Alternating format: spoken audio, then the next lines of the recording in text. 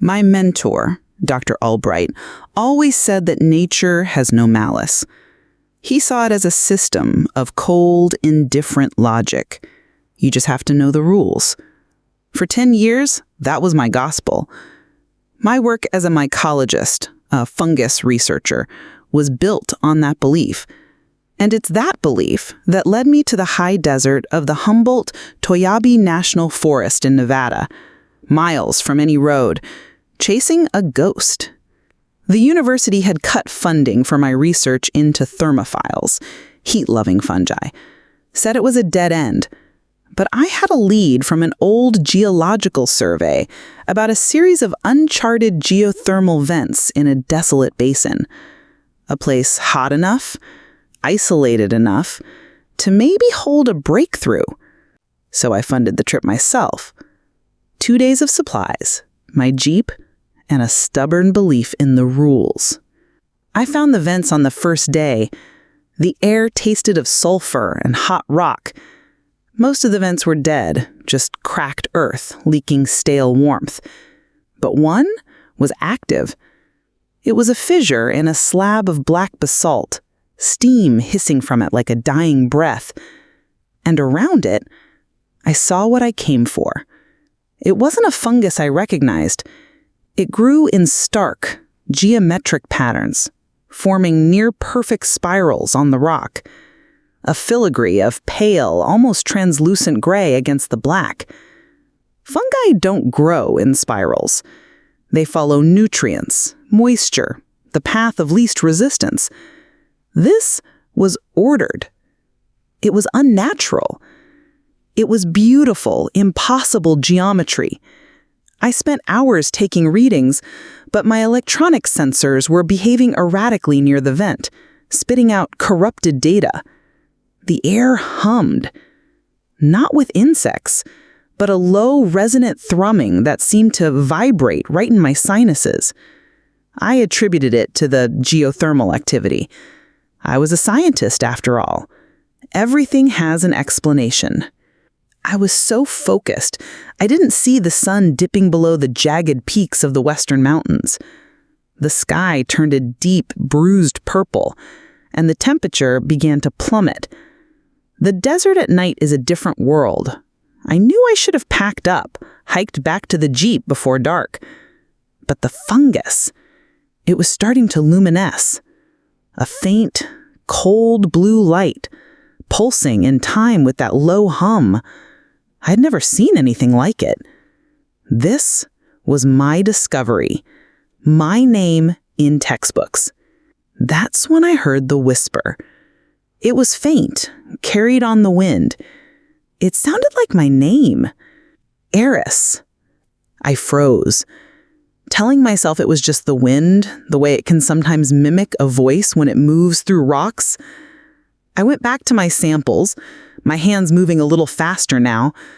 The humming from the vent seemed to get a little louder, a little more insistent.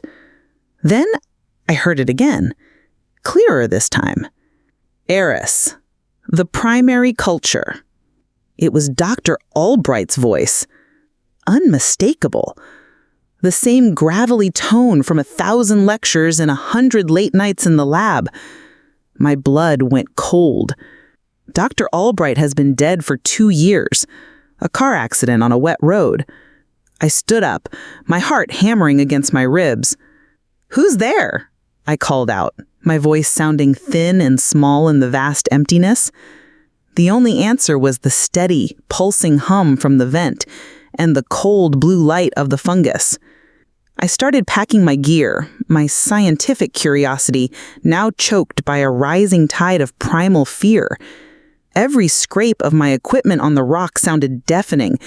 I fumbled with the clasps on my pack, my fingers suddenly clumsy and numb. "You're forgetting the primary culture," Dr. Albright's voice said, seemingly right behind me. I spun around, my flashlight cutting a frantic arc through the darkness. There was nothing there, just the steaming vent and the glowing, spiraling patterns on the rock. But the hum, it had changed. It wasn't just a steady thrum anymore. It had a cadence, a rhythm that was almost conversational. I realized with a sickening lurch that the voice wasn't coming from the darkness around me. It was coming from the vent, from the fungus. It was mimicking him.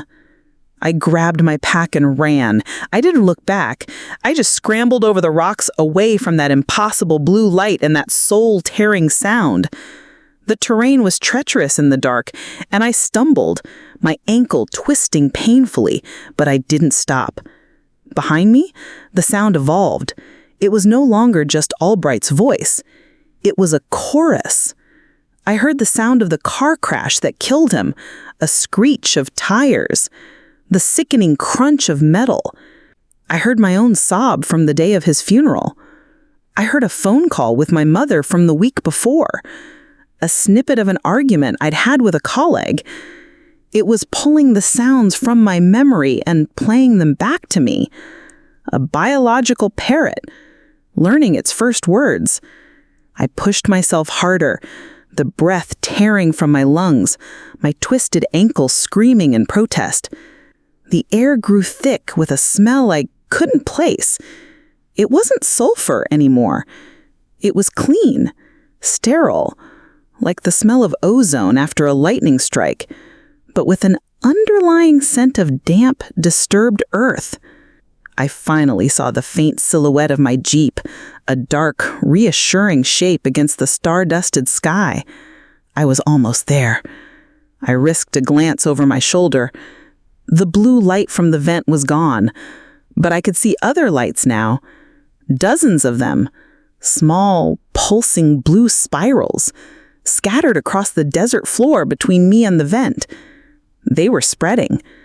I fumbled for my keys, my hands shaking so violently I could barely fit the key in the lock.